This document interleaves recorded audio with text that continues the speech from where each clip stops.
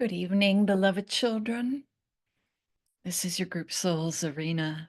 As always, we are delighted to be among you, with you, and as you, expanding with you, evolving with you, trusting the journey with you. There are so many magnificent ways in which you or we are unfolding. And sometimes it is hard to catch up with our evolution. Sometimes it is hard to catch our breath. We are all evolving so much and so quickly. We understand that when we are in three-dimensional consciousness, sometimes it can be hard to conceptualize exactly how much or how quickly or how deeply we are evolving. But we promise ourselves, because we are you, that indeed we, all of us, truly are evolving.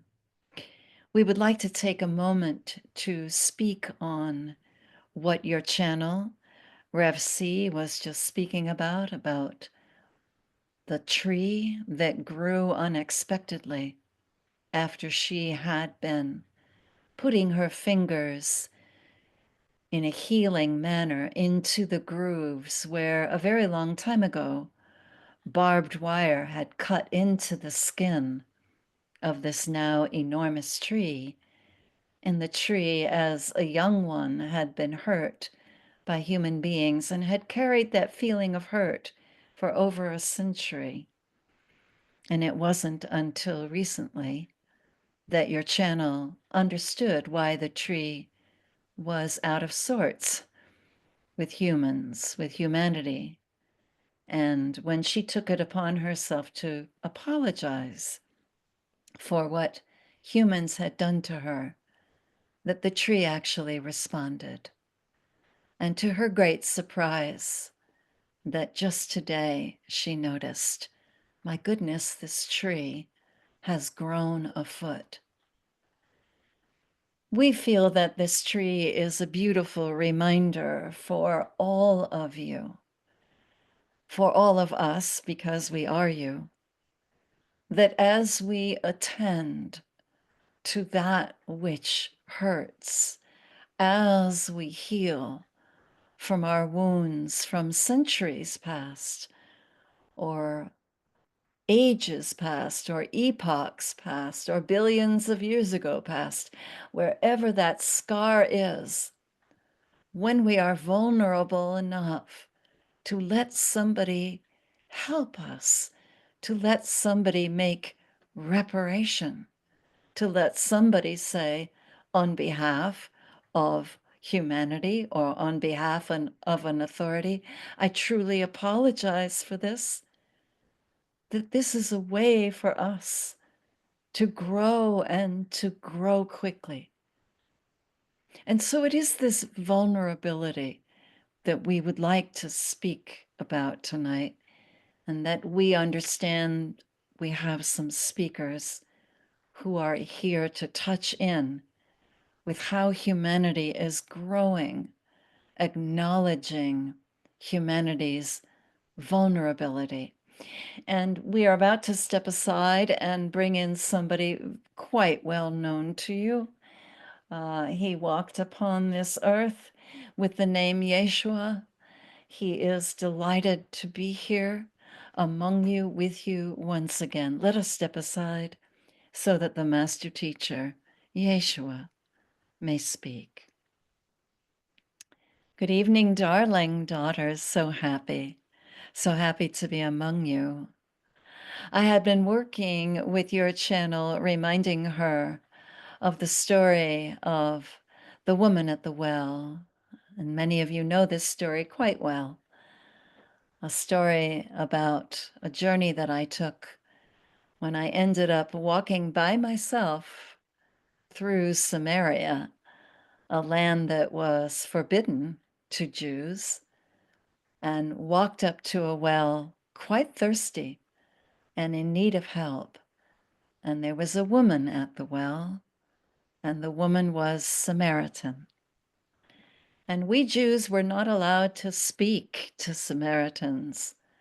We Jews were also not allowed to have converse or conversation with any woman that we were not in relation to. We could speak to our sisters or our mothers or our daughters or our wives, but it certainly was not in our custom to speak to a woman who was a total stranger, and in my case, let alone a Samaritan woman. Good heavens. Can you imagine what I was thinking as I walked up to the well and saw this beautiful soul and felt my own human thirst and knew that if I were to have any success in my healing conversation with her, I would need to first expose my thirst to her. I would need literally to open my throat to her, to let her see me. If she were to ever let me see her, I would need to let her see me. And so I allowed her to see my throat, dirty and sweaty. I allowed her to see me as I wiped the sweat off my brow.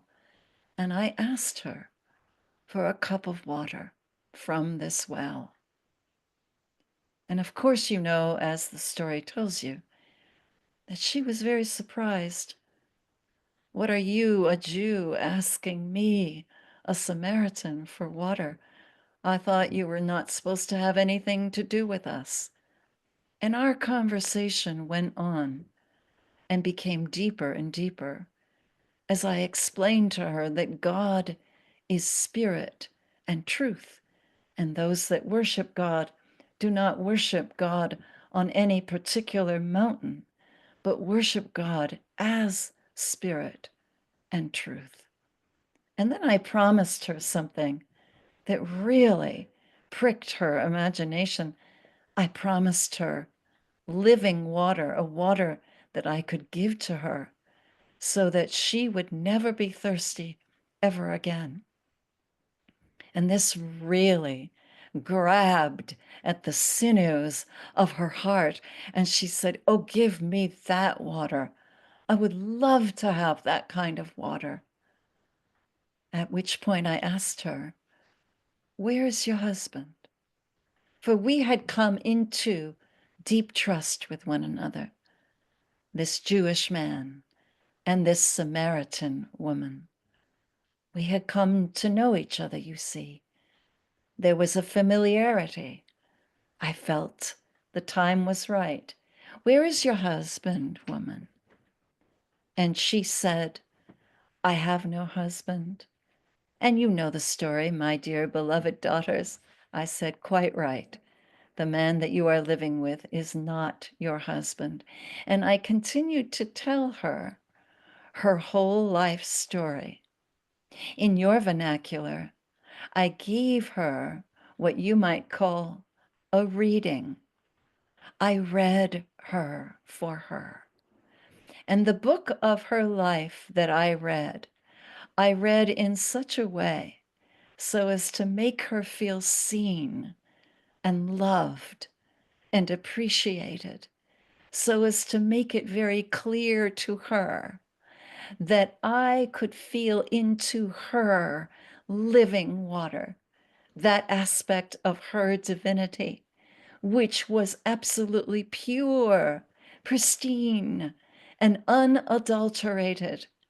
Otherwise, I could not have told her the story of everything she ever did without her feeling ashamed.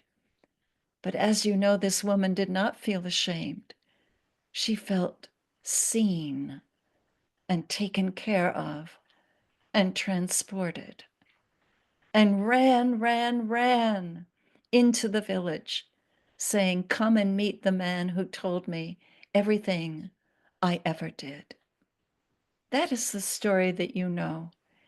But what I want to emphasize with you, darling daughters, tonight is the mutual exchange of vulnerability that made this passage of oneness possible. It was so important that I allow her to see my vulnerability, that in my humanness, I was tired, I was thirsty, and I needed her help.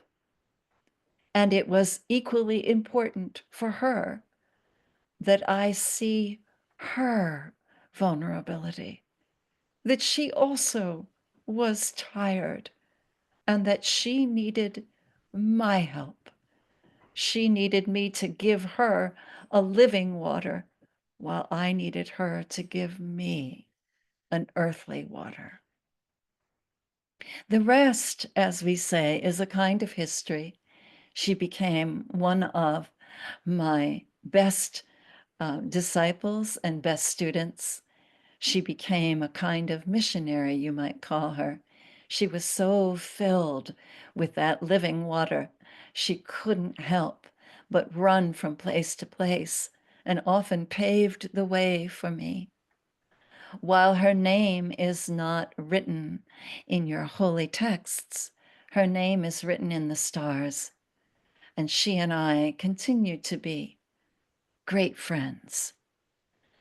I tell you this story, my darling daughters, because you are walking through some incredibly difficult and trying times when earthly power would separate you into Samaritan and Jew, into male and female, into Christian and Muslim, into black and white, into Catholic and Protestant, into gay and straight, and in your country, into Republican and Democrat. These divisions are not godly divisions, and I know you know that. These divisions are earthly divisions. And it is incumbent upon you, my daughters, and all of you who are walking in your earth bodies today, it is incumbent upon every single human being to cross these boundaries and find one another and fulfill one another's longing for thirst. Fulfill that longing for connection by walking across the boundary, by Democrat meeting Republican, by Christian meeting Jew, by Jew meeting Muslim, by Northerner meeting Southerner, by meeting one another and trusting that vulnerability is the key. Vulnerability is the way in which you find each other at the well of living water. Do not be afraid to say to one another, particularly those that you may consider to be your enemies, and I use that word very carefully, your enemies on the earth plane, those that mock you, those that seek to confuse you, those that belittle you, those that call you names, those that seek to dismantle you, those that seek to tear you apart. In my time, we called those energies enemies.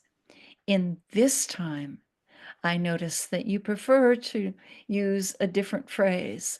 You use the word fear, that which makes me afraid. I appreciate this candor. I appreciate this wisdom. And I appreciate also the knowing that each of you have, that now more than ever, It is incumbent upon you to love those that cause fear in you, to do good to those who cause a feeling of harm in you, to go out of your way to carry the burden of the Roman soldier who has forced you to carry his burden a mile, to go an extra 6 miles, to make sure that you are willing with every fiber of your being, every cell in your body, to look beyond the boundary, to not be distracted ever by these limiting distinctions, and to let vulnerability be your guide. Too often, my dear ones, I notice that as humanity becomes afraid, it puts a guard up. It becomes defensive, putting its fists in front of its face as if to say, don't hit me, don't hurt me, don't accuse me, don't belittle me, don't mock me. This is understandable in our humanness, but in our divinity, there is something else we must do. We must put our hands down by our sides and open our hands so that they face our accusers, and open and soften our hearts so that our accusers see us all the way through, and open our throats, open our expression, so that we vulnerably allow all those who behold us to know that we are humanly thirsty for connection and divinely responsible for that living water that indeed connects us all. I have made prophecies many times for future generations. And when I walked upon the earth, the people around me heard me say things that began with the word woe. Woe to you, woe to women who have children in those days, woe to this, or woe to that. I say to you, my beloved ones, I have moved way past saying woe to anyone. I make a different prophecy today. My prophecy that I make today is based on what my divine judgment sees in your growth, in the growth of all humanity. I no longer say, watch out, or woe, or take care.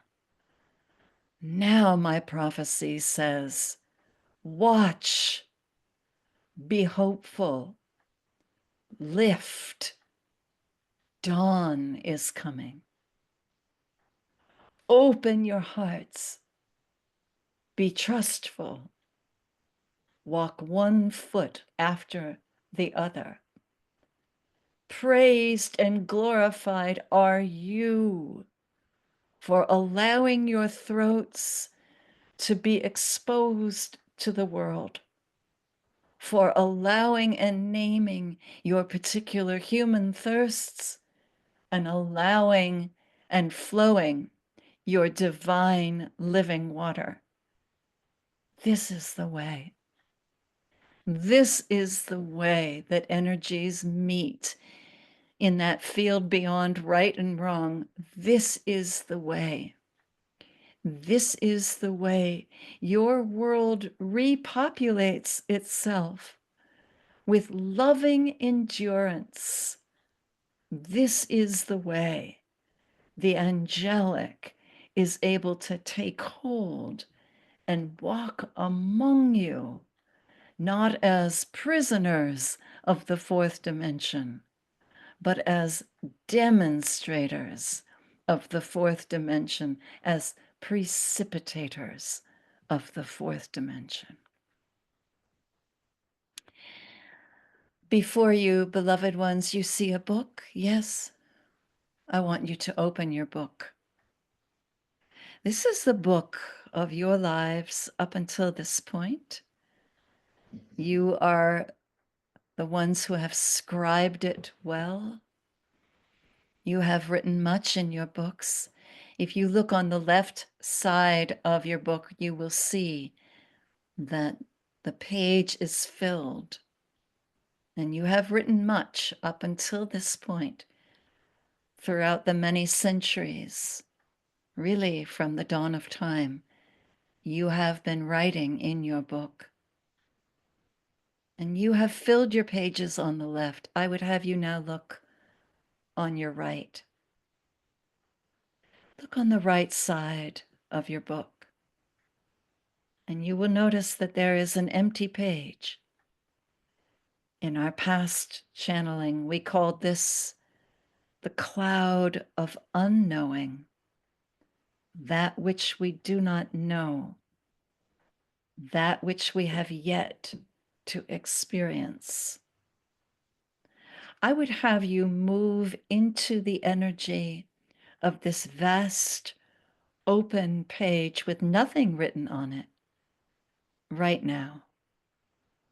I would have you stand in this field of unknowing with me right now.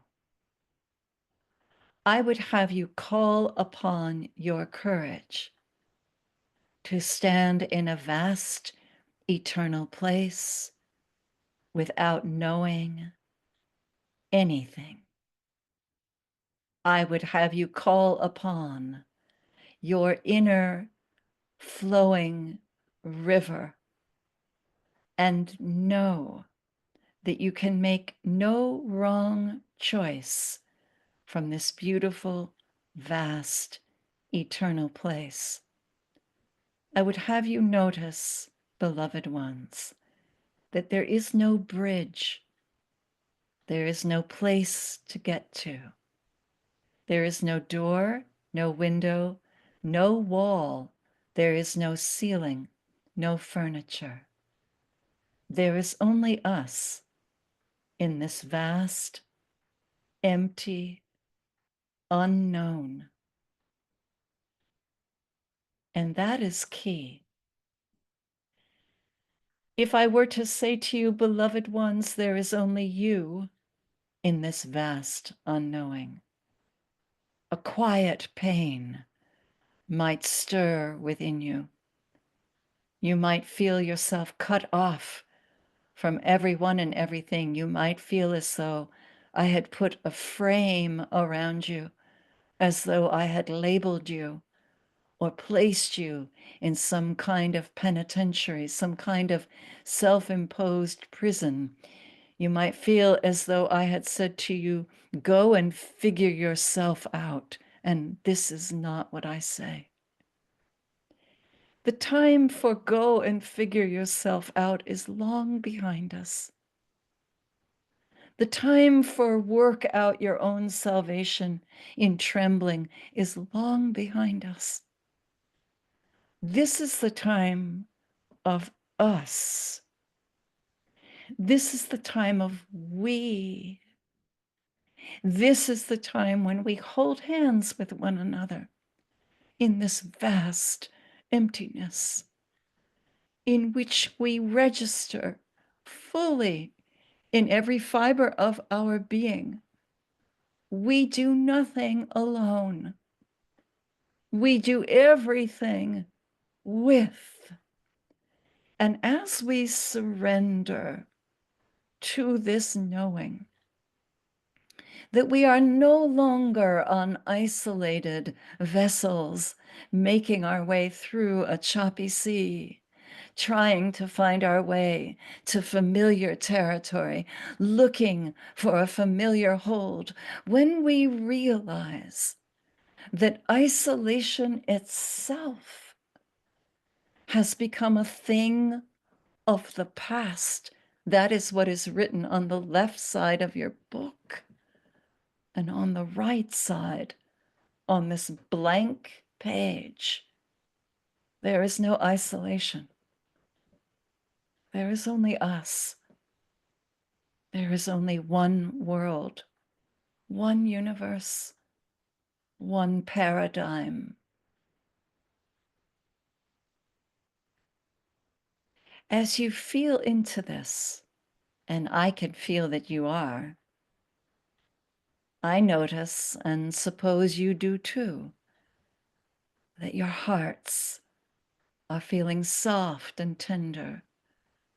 There is something joyful and familiar about this us, this we, this being together, this breathing as one, this composition of universal harmony, which indeed we are.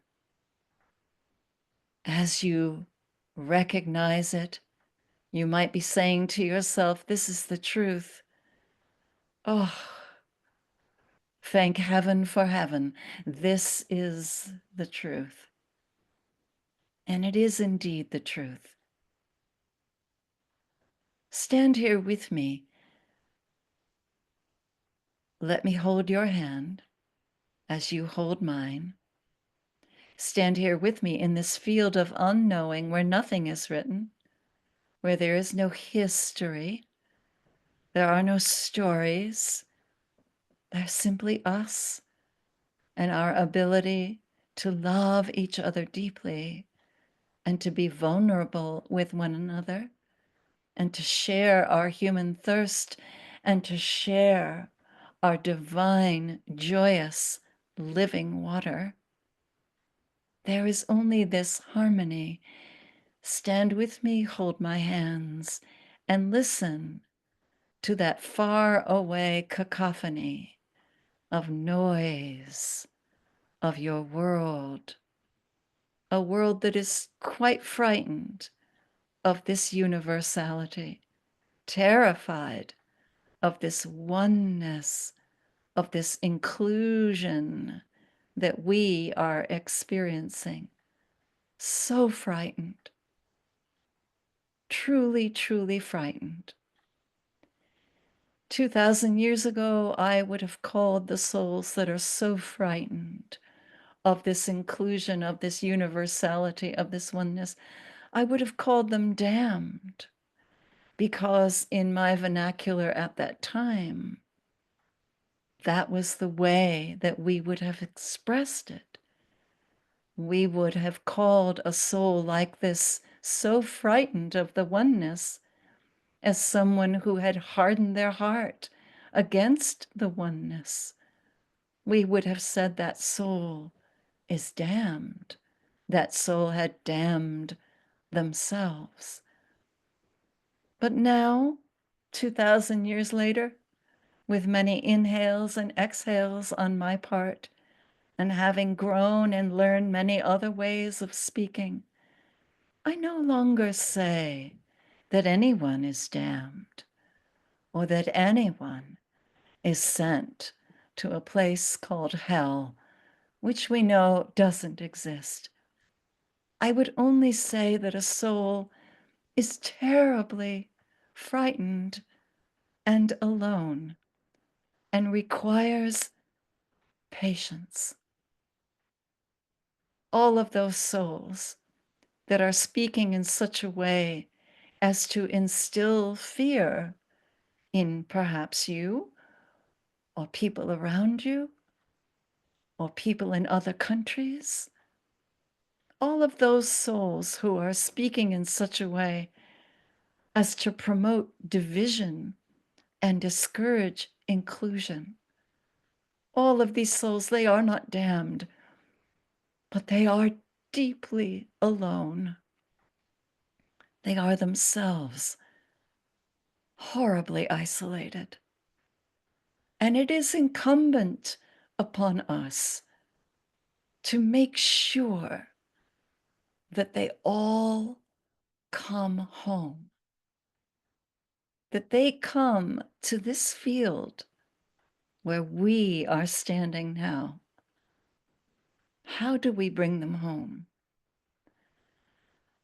My beloveds, in such the same way that I helped someone who was outside my comfort zone, not my sex, not my culture, not my religious upbringing, the way I helped her come home was by exposing my vulnerability to her, letting her see how thirsty I was. This is the way, not to cower in a shelter, not to hide behind the trenches or a protest sign, but to willingly let those that frighten you see your thirst for connection. Let them see you hunger for connection. Let them see you understand that you need their help if you are to succeed in your mission, your home bringing mission, the mission to make sure that you are the agent of change that brings home every single soul into this valley of inclusion and soft peace and connection and oneness. What I ask you to do is not worldly wise, you understand. What I ask you to do is childlike. It is naive. It is innocent. You may wonder, Yeshua, are you leading us like sheep, like lambs to be slaughtered? And I say, no. I am leading you to a new event horizon in which trouble of any kind is dissipated by one individual and then the next and then the next and then the next, being willing to let humanity see your thirst, see how thirsty you are for connection, and ask for help. And in that asking for help, here is where living water can easily come into the picture. Another prophecy, my beloved ones. You remember the story of the flood, do you not? You remember the story of how a man listened to the directions of God and built an ark in this very specific way and was able to save himself and his family and creatures 2 by 2. But not everybody was saved.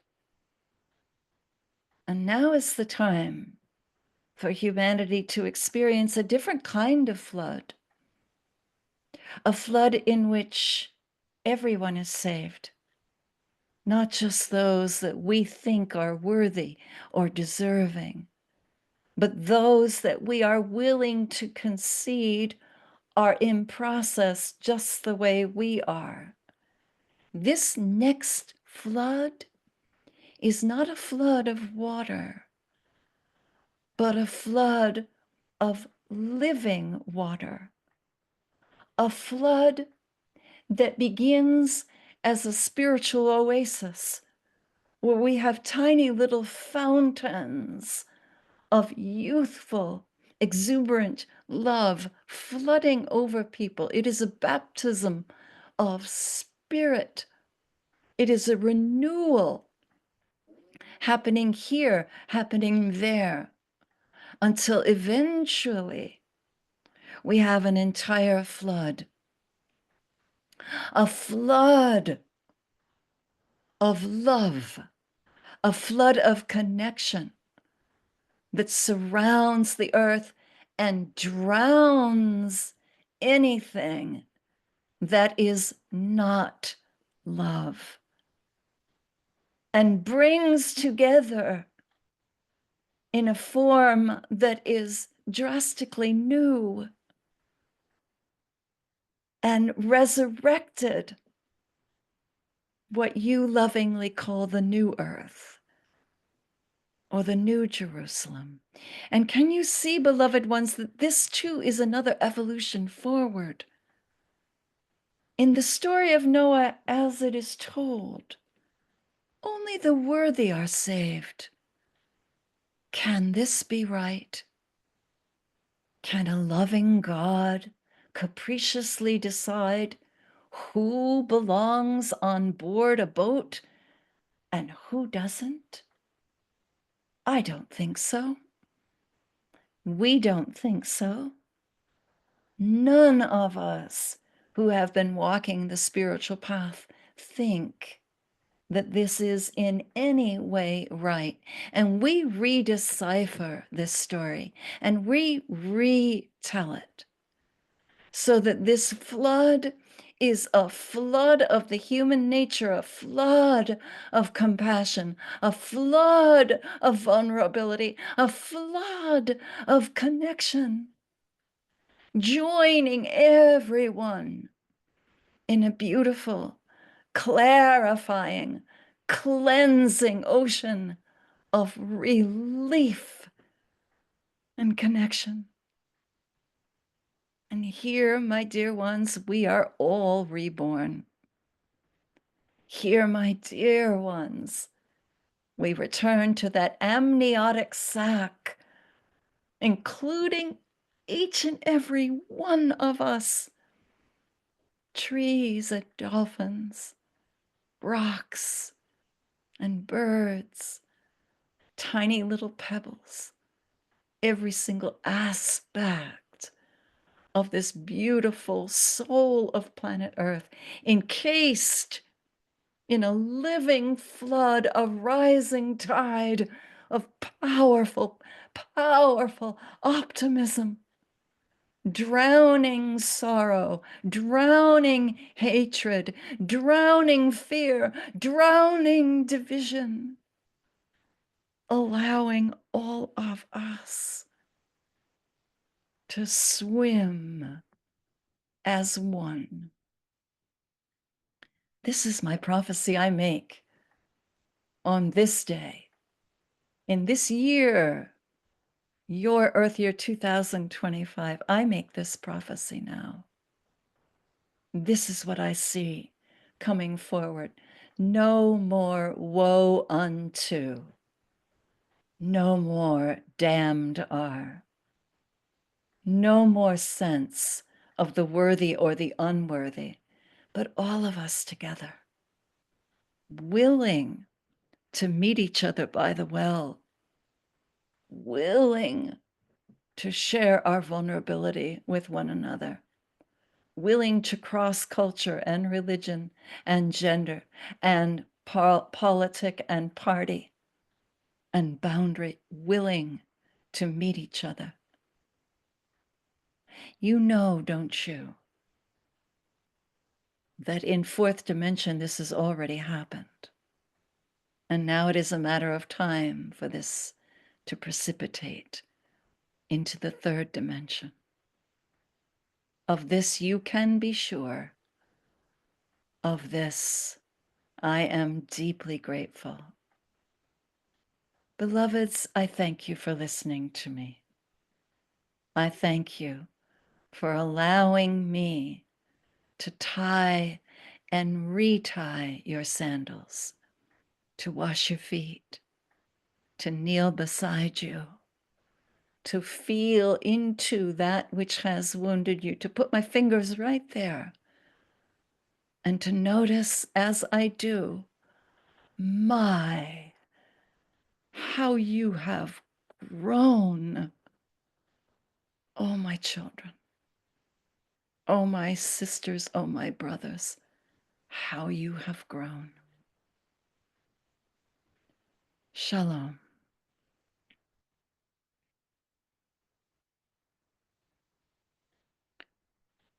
This is your group Souls Arena.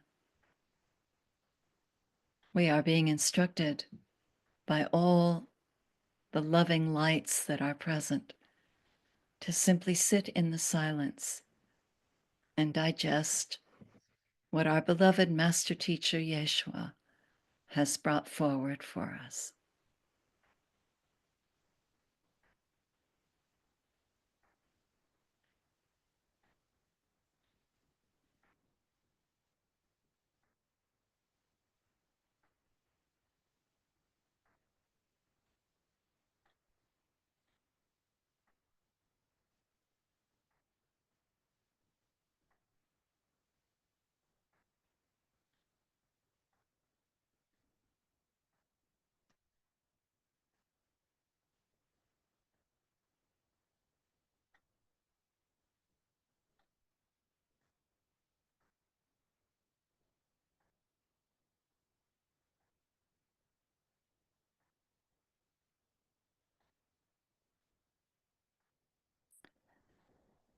But be renewed by the transforming and renewal of our mind. May the blessings of your eternal spirit, the divinity that you are, resound within you. May you know always that everything that you do matters. May you feel your loving intentions as instruments of heaven. May you be preoccupied only with one thing, and that is the very oneness of your being. May you always know that without you, none of this would exist.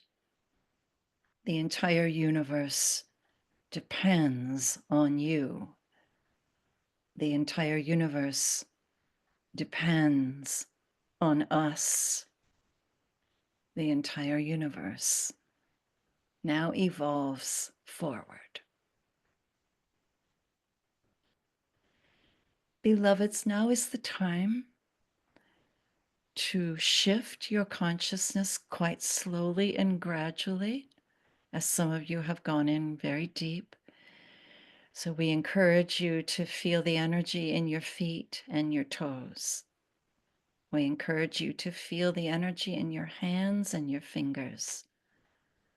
We encourage you to be aware that the very hairs on the top of your head are numbered. We encourage you to feel into your own human heartbeats. We encourage you to remember that you have made a pledge to live in harmony and synchronicity with your beautiful humanness, and that the divinity that you are belongs right here and right now. And we bless you. Namaste.